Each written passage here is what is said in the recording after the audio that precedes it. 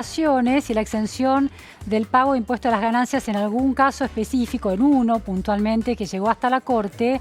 Estamos con Iván Sasovsky, un experto en los temas de tributarismo, para entender por qué hay privilegios en Argentina, algunos pagan impuestos y otros no, los jubilados incluidos. Muchísimas gracias, Iván. Gracias por la invitación. La primera lectura que se instaló, conocido el fallo, es que la aplicación del impuesto a las ganancias a jubilaciones de más de 60.000 pesos actualmente era ilegítima de alguna manera, que había sido una decisión del gobierno de Cristina Fernández de Kirchner instalar la jubilación, el pago de impuestos de ganancias en las jubilaciones, y que esto abría las puertas para que 300.000 jubilados en el país que están pagando impuestos a las ganancias pudieran eventualmente iniciar juicios o esperar una ley del Parlamento que va a eliminar el pago de impuestos a las ganancias de estos jubilados.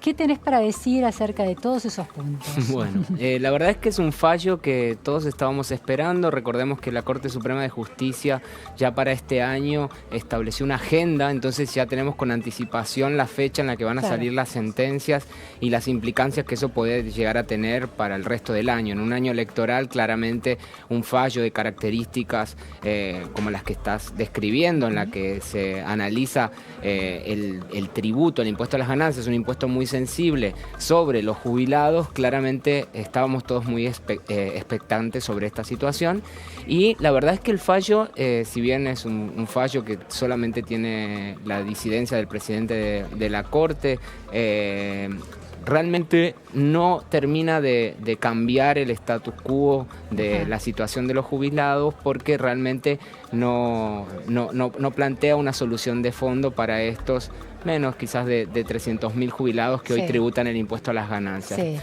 Para que la gente entienda, este es un fallo del año que lo que plantea es la constitucionalidad del impuesto a las ganancias para el cobro a una jubilada en particular que fue diputada, que tenía una remuneración aproximadamente de $9.000, que en los alegatos lo que planteaba era que por cuestiones de salud había estado vulnerado su estado, y que de alguna forma el hecho de que le cobren impuesto a las ganancias iba en contra de su manifestación de capacidad contributiva. Le estaban descontando un 30%. Sí, un más 30% o menos. de la remuneración. Con lo cual ya la causa en sí, en la que se lleva a la Corte, se eligió quizás, recordemos que la Corte puede elegir las sentencias que trata.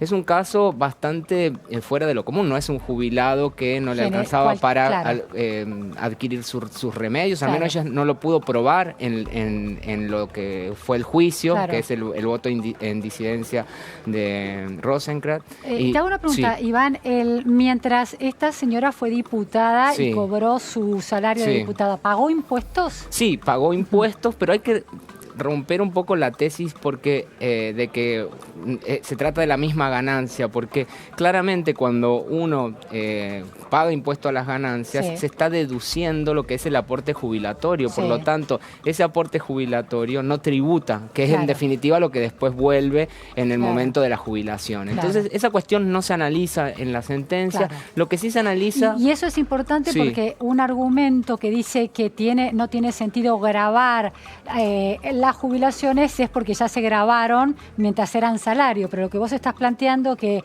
el porcentaje que después se aplica a la jubilación no estuvo grabado. No estuvo grabado porque es deducible. La propia ley del impuesto a las ganancias así lo plantea y así funciona desde el punto de vista técnico. Todos pensamos que se iban a poner, la Corte iba a fallar sobre eso, pero no. Es un fallo muy lavado en el sentido de que si bien plantea la inconstitucionalidad del impuesto para este caso puntual del que estamos hablando, habla de la vulnerabilidad de los jubilados y de los pensionados y todos los que reciben contribuciones de ANSES, y que esa vulnerabilidad debe ser atendida por la ley con un mínimo no imponible o una capacidad contributiva potencial, es decir, prácticamente invita a que se analice caso por caso cada una de las categorías o de alguna forma agrupar a los jubilados en función a su vulnerabilidad. Ese concepto de vulnerabilidad ¿Está de alguna definido forma, legalmente? no está definido. Se empieza a hablar de una manera como si fuera un concepto nuevo, pero cuando nosotros hablamos de mínimos no imponibles, claramente ya tienen en cuenta el concepto de vulnerabilidad, porque justamente lo que busca la capacidad contributiva es que todos tributemos en función a nuestras capacidades. Esas capacidades están dadas dentro de todo por lo poco o mucho vulnerables que somos dentro de una sociedad. Una jubilación que supera los 60.000 pesos sale de la zona de mucha vulnerabilidad, por eso se decide grabarla. Exacto, de hecho hubo bastante controversia entre el ámbito tributario respecto a si esto tenía efectos o no para leyes posteriores, porque recordemos que el caso en particular es sobre el año 2015. En el 2015 estaba vigente la anterior ley del impuesto a las ganancias, en el que los jubilados no tenían un mínimo no imponible especial o una deducción mayor a la de los trabajadores. En el año 2016 y después en el 2017 con la reforma integral que hubo de la ley del impuesto a las ganancias, ya se distinguió a los jubilados con un mínimo no imponible especial que es de 6 saberes mínimos como mínimo para empezar a tributar el impuesto a las ganancias, y después también se corrigió el tema de las escalas. Por lo tanto, si nosotros miramos hoy, los jubilados que terminan tributando impuesto a las ganancias son muchos menos de los que lo hacían en el 2015, a su vez lo hacen en un monto muy inferior, pero aún así la Corte considera que tanto la ley del 2015 como las modificaciones posteriores no son suficientes y que se tiene que hacer una nueva ley. De hecho, invita al Congreso a que se sancione una nueva ley que grave a las jubilaciones, pero de acuerdo a su capacidad contributiva potencial, teniendo en cuenta las debilidades y la vulnerabilidad de los contribuyentes. Otro de las conclusiones que se estaban sacando a partir del fallo de la Corte es que la Corte prácticamente le ordenaba al Poder Legislativo que esa ley estableciera y regulara la exención impositiva en el caso de las jubilaciones. Esto no es así. No es así. Simplemente lo que se plantea es que el Congreso vuelva a sancionar una ley que contemple esta capacidad contributiva potencial, que la verdad que la potencialidad y el ámbito tributario no tienen no son muy buenos compañeros, porque cuando algo es potencial claramente no manifiesta capacidad contributiva real.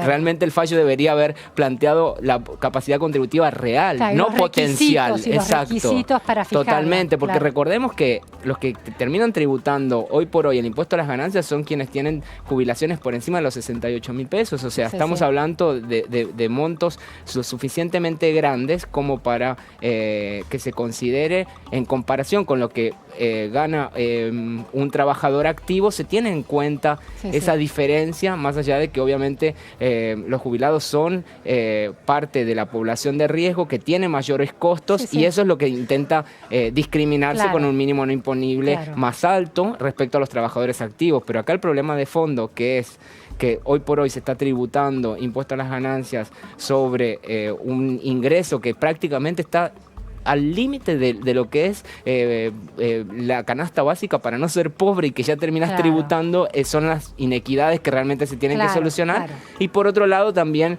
obviamente, que un fallo de la Corte Suprema de Justicia que no tributa impuesto a las ganancias sobre un tema tan sensible que hable de vulnerabilidad, cuando todo el sistema judicial no termina tributando, realmente suena un poco raro, ¿no? Es políticamente incongruente. Incongruente, ¿no? Y sobre todo en esta situación en la que creo que la mayoría de los argentinos, conociendo los datos que hay sobre la pobreza, el tema de la vulnerabilidad es un tema muy sensible como para hablarlo tan livianamente, y sobre un sueldo de $9.000, ¿no? La señora que constituye el caso testigo sobre el que la Corte falla, estuvo obligada a demostrar su vulnerabilidad a partir de alguna prueba documental. Bueno, en realidad sí estaba obligada a hacerlo de alguna forma, que en el voto en disidencia del presidente de la Corte, él plantea que eso no está probado, con lo cual realmente hay una interpretación mucho más lavada y light sobre la pericia, que en este tema es muy importante. Por parte de la mayoría de la Corte. Exacto, por parte de la mayoría, sí. El voto en disidencia justamente hace hincapié en que no ha sido probado esta situación de vulnerabilidad porque no se han presentado las pruebas, en definitiva, ni los gastos médicos en los que se ha incurrido.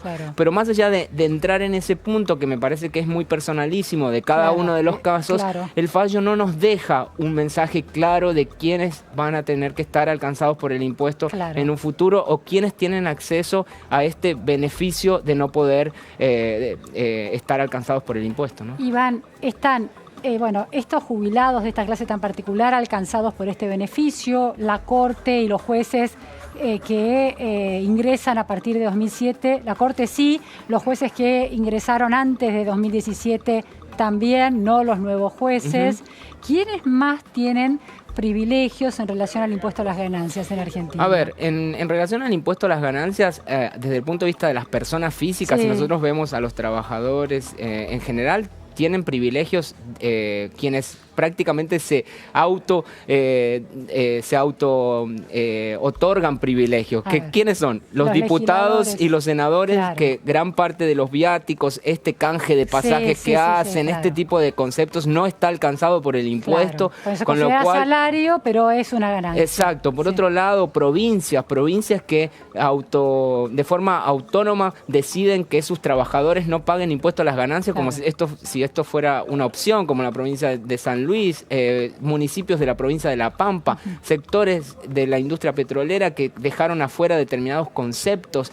Realmente, hoy por hoy, si uno quiere hacer un listado de todos aquellos que no tributan por el 100% de lo que ganan, como la mayoría de los argentinos lo hacemos, es muy difícil hacerlo porque tenemos que remitirnos a todas las legislaciones, decretos y todo el entramado que hay de nuestro sistema político que de forma independiente, autónoma y en contra de la ley determina que no van a tributar por determinadas excepciones. Y eso en ningún momento el fisco se lo cuestionó. Entonces, cuando estamos en situaciones como en la actual, de una sensibilidad muy fuerte respecto a lo que son los ingresos, con una inflación que no deja con pobreza real, con pobreza real, estas cuestiones empiezan a tener mucho más peso y claramente el rol activo del Estado para resolver estas inequidades es mucho más necesario. Claro. Iván, se ha discutido, ya saliendo de las jubilaciones, se ha discutido y de las situaciones de privilegio por las investiduras de diputados, etcétera. El tema del impuesto a las ganancias en el salario. Hay buena parte del poder sindical y de los trabajadores que consideran que el salario no es ganancia. Entonces no debería pagar impuesto a las ganancias. ¿Cómo es ese debate? A ver, el debate es súper interesante, pero en un país como la Argentina, en la que hay inflación. Si nosotros estuviésemos en un país en el que claramente la inflación no sería un problema, no tendríamos que estar discutiendo esto. ¿Por qué? Porque el tema es el mínimo no imponible. Es decir, a partir de qué importe se considera algo que es una ganancia, ¿no? Porque en todos los países del mundo esto funciona así. Imaginemos que no podemos comparar a una persona que cobra un sueldo y que es su única fuente de ingreso menos de 30.000 pesos alcanzado por el impuesto a las ganancias a una persona que claramente puede ganar millones sobre eso. Entonces, lo importante no es la definición conceptual, sino la medida de esa definición conceptual. Decir todos los salarios no tienen que pagar ganancia realmente es erróneo, como también decir que lo tienen que pagar todos, sino que hay que establecer mecanismos que definan cuál es la capacidad contributiva real, no la potencial que me dijo la Corte, sino la real. La real se define en términos del poder adquisitivo. En términos del poder adquisitivo, pero también de la necesidad del gasto de esa determinada población. O sea, cuando vemos los datos de la inflación y las dispersiones que hay a nivel país, en lo que en el nordeste la canasta de alimentos aumenta el doble de lo que puede aumentar acá, o lo mismo en el sur, claramente tenemos un país en el que hay que considerar esas cuestiones en donde la manifestación de capacidad contributiva sea medida por la realidad y no por suposiciones o cuestiones potenciales aparentes. Muchísimas gracias, Iván, por traer estos matices a un debate importantísimo en la Argentina. Muchas gracias. Llegamos al final de Más Info, segunda edición por La Nación Más, con los temas del día.